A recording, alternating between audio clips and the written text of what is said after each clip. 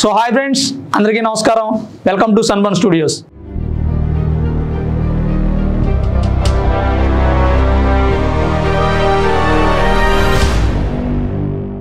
దామోదర్ వీర్ సావర్కర్కు ఘన నివాళి అర్పించారు ప్రధాని మోదీ. స్వాతంత్ర ఉద్యమకారులను ఈ దేశం ఎప్పటికీ మర్చిపోదని చెప్పారు.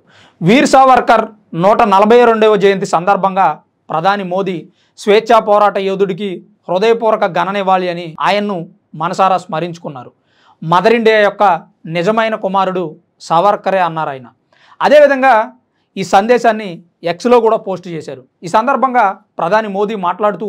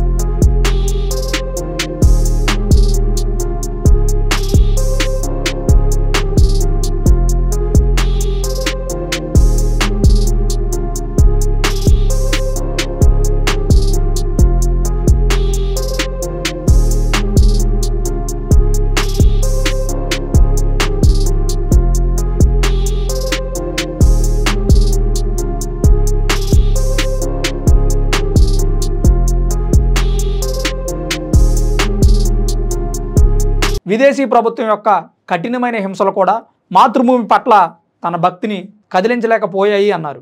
దేశం తన లొంగని ధైర్యం మరియు స్వేచ్ఛా ఉద్యమంలో పోరాట పటిమను ఎప్పటికీ మర్చిపోదన్నారు ప్రధాని. సావర్కర్ యొక్క త్యాగం మరియు అంకిత భావం అభివృద్ధి చెందిన భారతదేశాన్ని నిర్మించడానికి మార్గదర్శక కాంతిగా ఉన్నాయని ఆయన నొక్కి చెప్పారు. వీర్ సావర్కర్ రాజకీయ నాయకుడిగానే కాకుండా ఒక గొప్ప రచయిత, చింతనకర్తగా కూడా పేరొందారు. ఆయన రాసిన హిందుత్వ అనే పుస్తకం హిందూ జాతీయవాదానికి మౌలిక గ్రంథంగా నిలిచింది. వినాయక్ దామోదర్ వీర్ సావర్కర్ భారత స్వాతంత్ర యోధుల్లో ప్రముఖులు.